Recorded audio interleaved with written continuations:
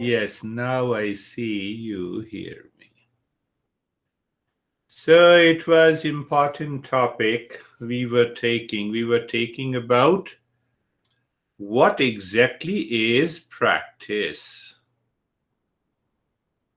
What exactly is practice? It is very important to know the real meaning of the practice. So as we started with, practice has two components. One is whatever we say practice, but steadiness of the mind. So I recognize five different states of the mind and I move my mind into the fourth state. Those who have attended the previous sessions. And the second was dispassion. So this is what was explained. And last week we understand what exactly is the dispassion. So one question came, is dispassion hating someone? Answer is no. Now by an example understand that and start applying in your life. You will see a tremendous change in your behavior, in your attitude, and in relationship.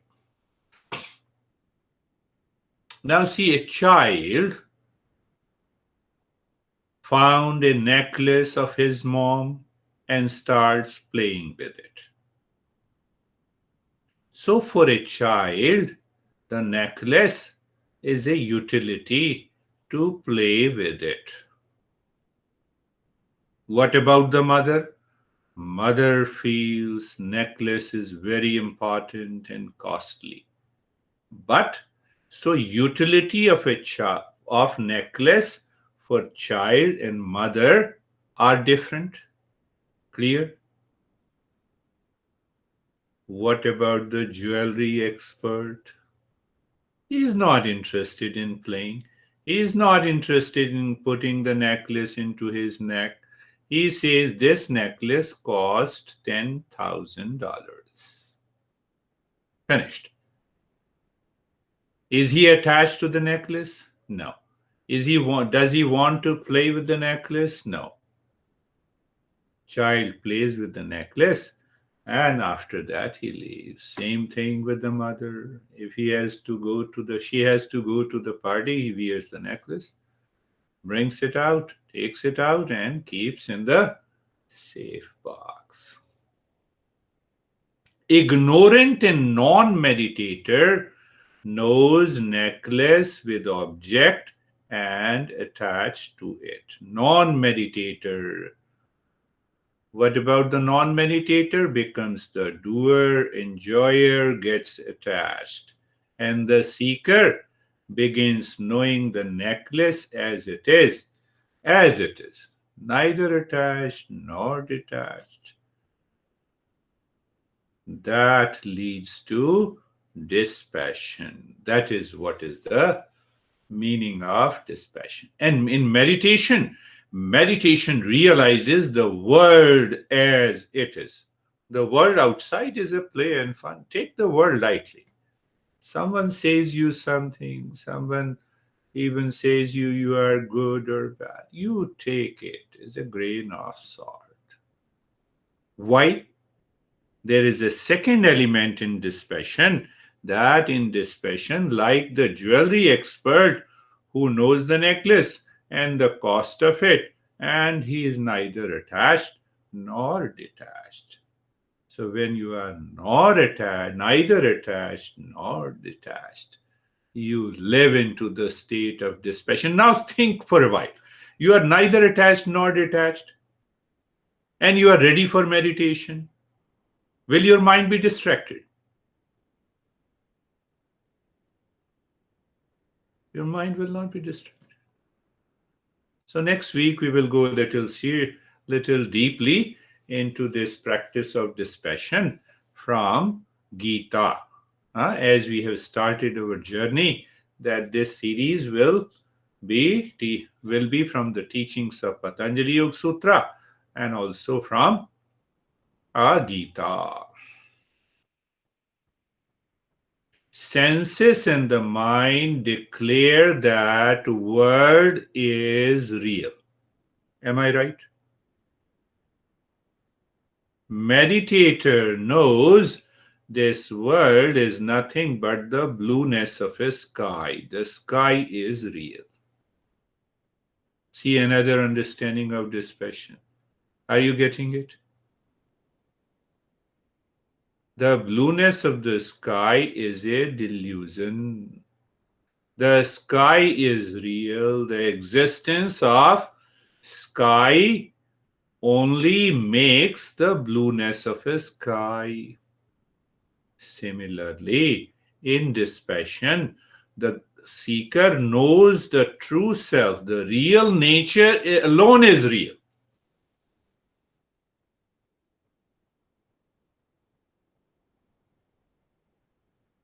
At every moment in life. Someone says, "Are you crazy?" For example. So now there are two ways to understand it. You get upset. Why you told me crazy? So it proves that you are crazy. It definitely proves that you are definitely crazy. Did you apply your intellect here to understand? Why the other guy said you crazy, and where he says you, he looks at you, he looks at your body, and he says your body is crazy. But you understood that you are crazy. So that's why you are definitely crazy. So in dispassion, what we need? Viveka, discernment. So discernment leads to dispassion. You have been living with your honey for 10, 12 years. Now I see that, honey, you are not taking interest in me. Is this dispassion? It is opposite of dispassion. I can give you hundreds of examples. Intellect, mind, senses, when they oppose reality, that is passion. And when they favor reality, that is dispassion. Another understanding.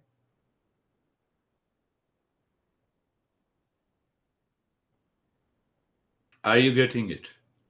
I am attached. Intellect favors it. So that attachment leads to conflict, confusion, anxiety, reaction, duality in day-to-day life. Intellect, mind, senses, opposes reality is passion. And when it favors reality, it is dispassion. So what do we need? We need to, in the intellect, we need to separate real from the unreal.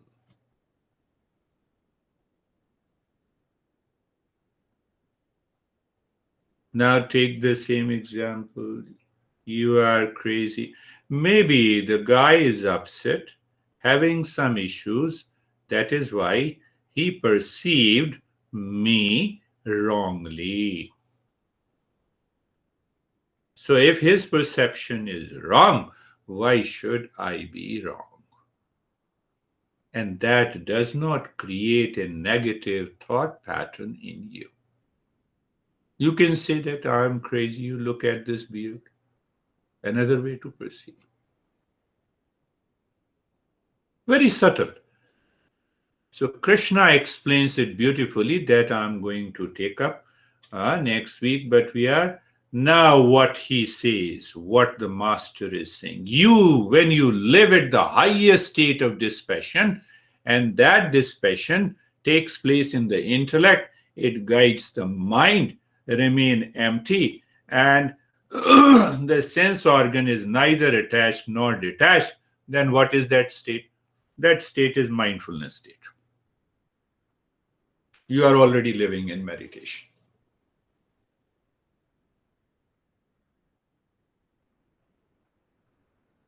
You are already living in meditation. So Master says, what the master is saying in this sutra, which is 16th Sutra, Tat Param Purushkhyatahi Gunavetrashyanyam. So there are a couple of things now you can also should understand from the third point of view. You react, you appreciate, you respond, you become the doer and the enjoyer. It is Rajasic Guna. And in the state of Rajasic Guna, you do not live in dispassion. Are you getting it, Lara? It is not hate.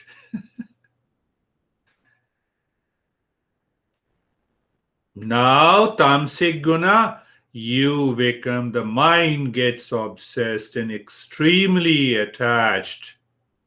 Have you ever seen that when you are extremely attached, there is a sense of anxiety, there is a sense of fear, there is a sense of reaction. You are in passion. That is what is known as passion.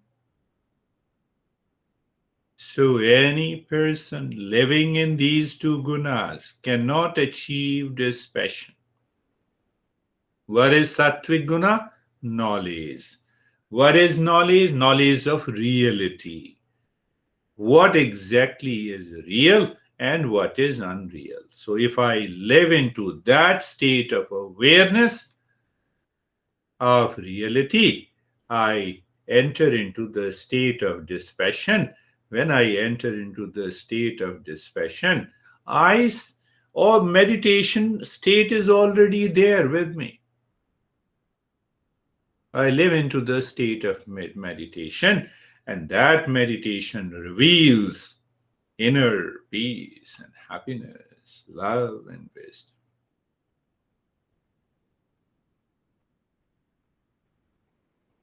Have you ever experienced that your mind has rationalized your reaction in relationship? And later on, you have realized that is not fair? We all do. We all have done. Why you have said me so? You are 100% wrong. And then I become angry. Then I continue to react. And after 2 or 3 days, that passion calms down. So I am opposite of this passion. Have you ever realized? I believe so. Everyone does this. So the dispassion has to be practiced every day, every moment in your life. Now see another way. When you are aware of the real nature, it is dispassion. When you are aware of the false nature, it is passion. Another way to understand. Are you getting it?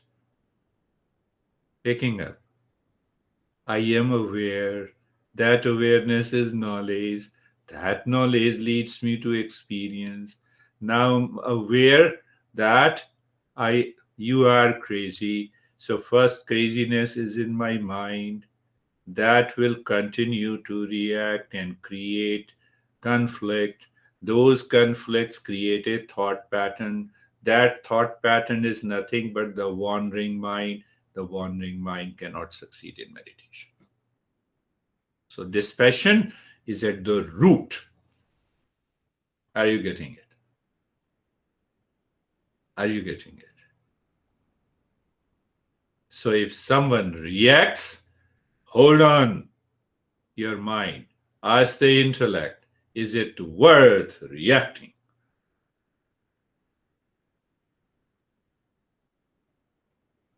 That is what the dispassion is. Dispassion, passion. So you say, I have a passion for the word. We don't need that. I have a dispassion for the word. I need that. I have a passion for the real nature. You are already in the state of dispassion. Passion, dispassion, passion, dispassion. When this intellect and the mind and the sense organ opposes the reality, say for example in daily relationship, Peace is my essential nature. Now I oppose the reality. How dare you say?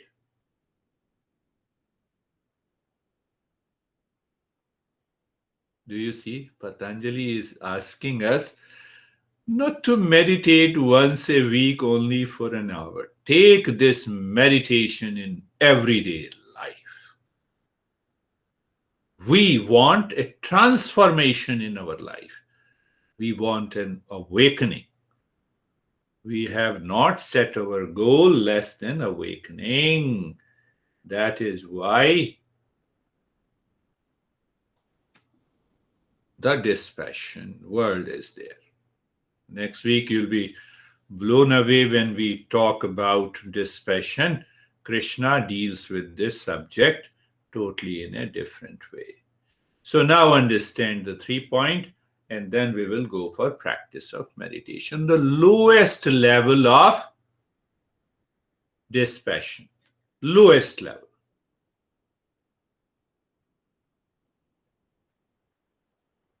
You are sick, or someone dies near and the dear ones. The mind says, what is in the world? There is nothing in the world. And after a few days, mind returns back to the same passion. This is the lowest level of dispassion. There is a kind of dispassion. If someone dies, I will also die. Then mind says, why to earn, why to work, why? And it withdraws itself. It has, it lives into that withdrawal of the world. But after some time, the mind returns. This is what? The lower level of dispassion. The middle level of dispassion, not interested in pleasure, not interested in pain. The mind totally withdraws itself from the world, and these people normally become addicted to the drugs. It is also a dispassion.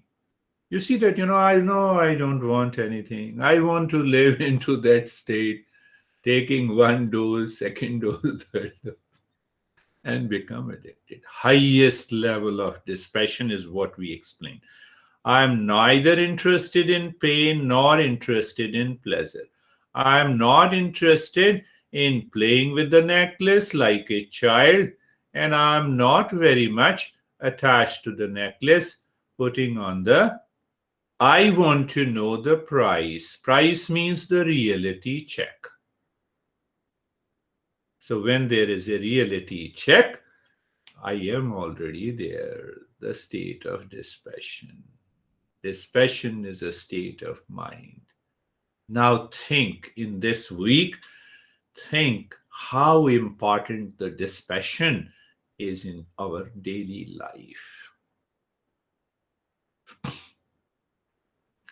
Not only it will help you meditate and success in meditation, but it will help you in daily relationship from moment to moment. You have a relationship with your employees, you have relationship with your honey, you have relationship with your friends and strangers.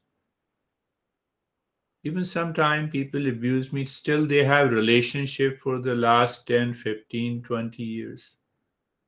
If you have a little fire to know yourself, I see that, I have relationship with the people 20, 25 years.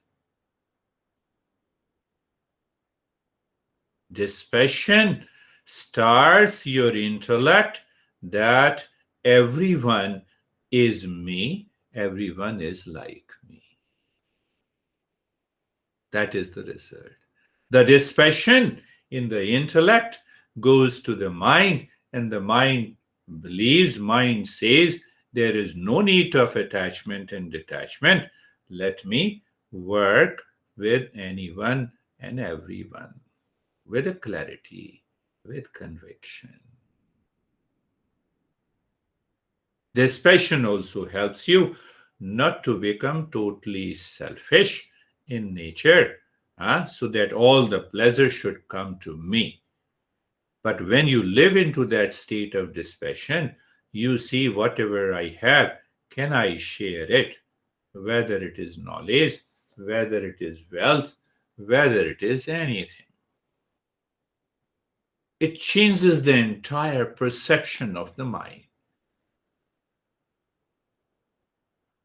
So when that perception changes, what happens? That mind is not wandering. I say close your eyes, you close your eyes. I say keep quiet, you keep quiet. I say take your mind inside, your mind goes inside. Can that happen naturally? I'm reminding you of the first lesson where we understood what is the natural state of the mind. Do you remember? What is the natural state of the mind? A couple of you asked a question also. The natural state of the mind, the dispassion, is one of the most important practice, but it has to be practiced inside all the time. Reality, check.